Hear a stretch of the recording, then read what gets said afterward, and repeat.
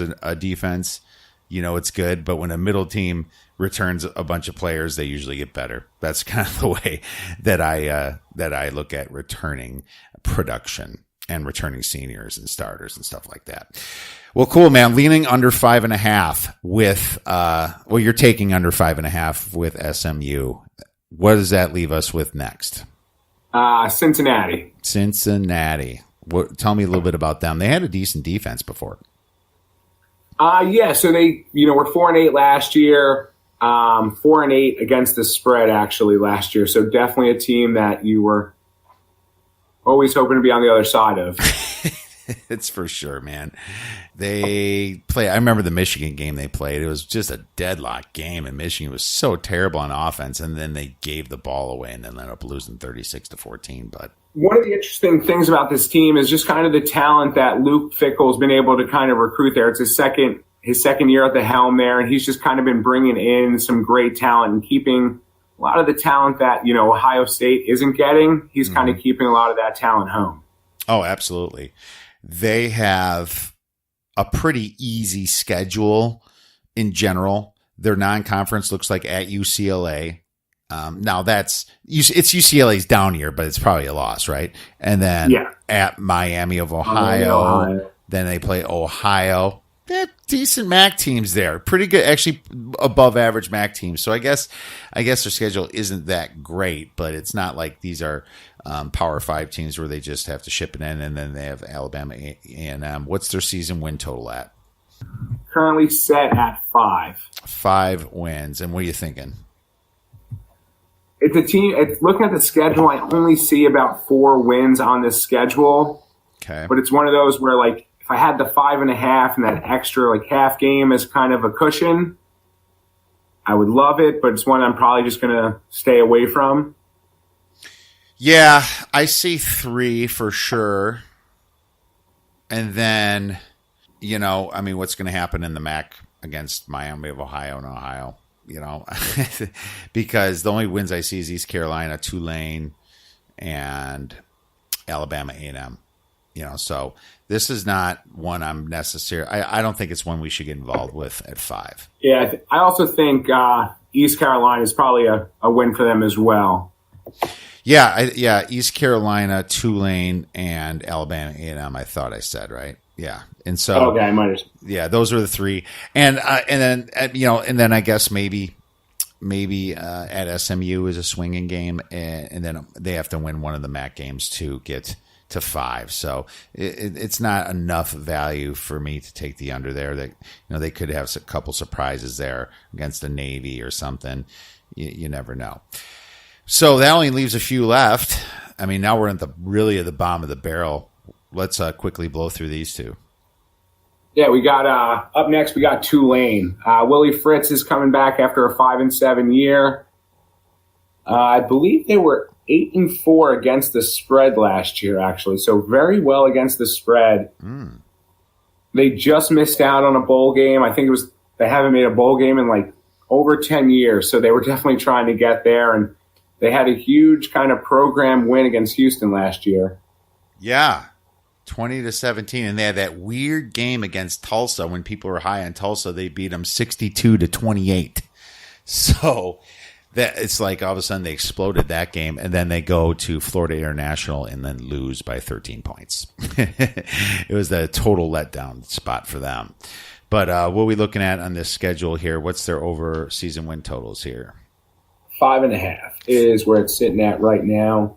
5.5. And so why are you so low? Why are you lower on Tulane than you are in Cincy then?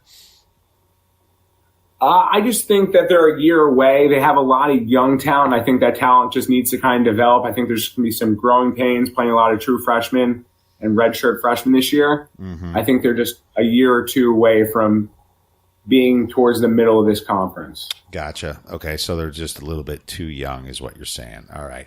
Well, then that leaves obviously the bottom of the barrel here, my man. East Carolina, poor East Carolina.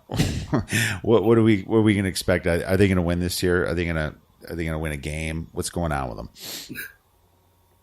I don't know, and I got to think. Scott Montgomery is definitely probably on the hot seat. looking at their schedule, I mean, they got Virginia Tech out of conference. It's a really tough schedule for them. It's set at 3.5, a lot of juice on the under, and I actually really like this under a lot. 3.5 and juiced on the under. You know, that tells you something right there, man. Well, they got to play North Carolina, Virginia, that Virginia Tech game. Jeez. I guess they might beat Old Dominion. We'll see.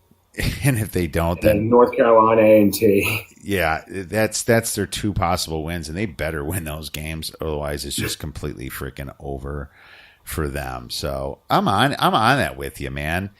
I see 2 wins tops for this team. I don't think they're going to win any conference games here.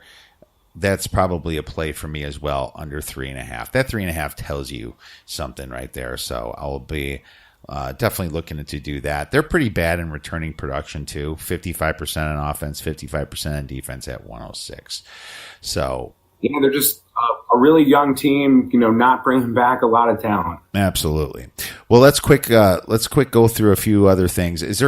What's the major head coaching changes in this conference? You had 2 changes, kind of coaching wise. You had, Scott Frost leaving for Nebraska is obviously the biggest one that everyone kind of knew about. Mm-hmm. And Josh Heupel takes over that job.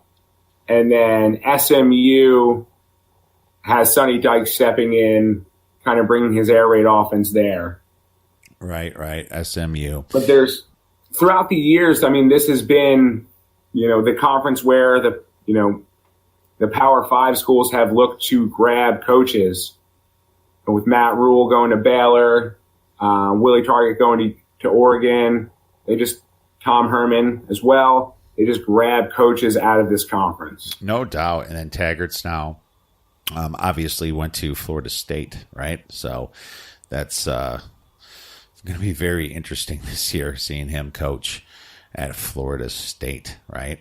Well, it's his old stomping grounds, I guess, right? So yeah, he knows the recruiting pipeline well. Absolutely. So that's probably good for them. So 2 coaching changes, and what do we have for who's going to be overrated? Can we actually bet against Central Florida? What were they against the spread last year? Like 11-3 or 11-2, something like that.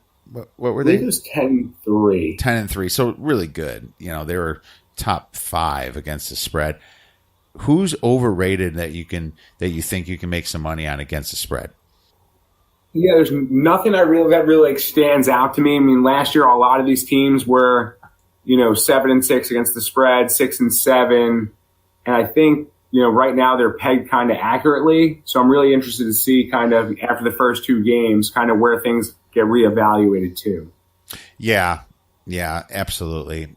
Cincinnati was already bad against the spread last year, so they're not sneaking up on nobody, right? So nobody there. Any surprise teams that we can bet against the spread, instead of the fade? I mean, who might have a little bit of value here?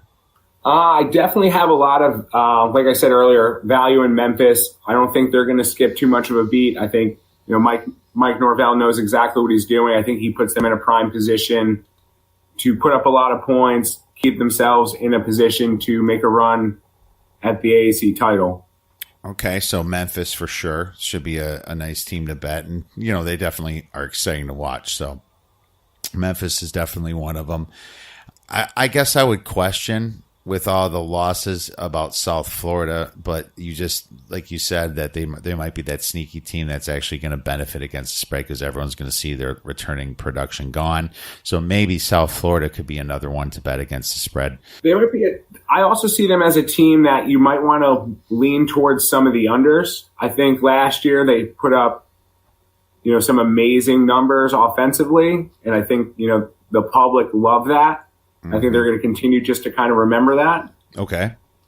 So I think that might be one angle worth watching this season. Yeah, and they did return over 50% of their defense, at least 54%. So it's not as bad as, losing Flowers on their offense. So that's interesting. Okay, so as far as, is there, besides win totals, Do you have any future plays for these guys for this conference, like winning the conference, etc.? So two interesting ones. The one I said about Memphis, I really like that one a lot. What's that at? They're at plus 200. So I think they get there, and I think you can hedge out if needed. They're plus 250 actually on this site. So I believe it's on 5-dimers. So you can actually get them wins American Conference 245. They're at plus 245 there. So that's pretty good value. What else? And on the other side, I have Temple at plus 1,500. Plus 1,500. Wow. And thank God it's on the other side, right? But that's some really good value. Plus 1,500 there. Holy cow. It's if Jeff Collins can, get that team running how it should be, as well as they pull some upsets and, UCF falls off completely, they could sneak their way into that conference game, and then from there they just have to win. Yeah, and they have a schedule that they're playing some tough teams at first, so that might help them get ready for conference play a little bit better. Sometimes that happens, and it really benefits those teams. So, well, man, you did a great job breaking it down. I really appreciate that. I would have never thought South Florida was one to look at today. It's nice to hear that Memphis is going to be back in. Central Florida is going to be, of course, really interesting to watch again. Super excited about that. And, I thought Navy's always lately has been that 8, 9, 10, 11 game win type team. And, maybe they're going to take a little step back here too. So, we'll see what happens and how that triple options bows for them. But you got to think that these teams are going to figure it out at some time. Absolutely. Well, hey, man, once again, thank you very much. If you have any questions, you can just tweet us at the Odds Breakers for Uncle Tito, and we will be retweeting his articles he is posting from a fantasy perspective. He's extremely good at fantasy football from his NFL season plays as well as his American Athletic Conference. Everyone, have a great week. Take care.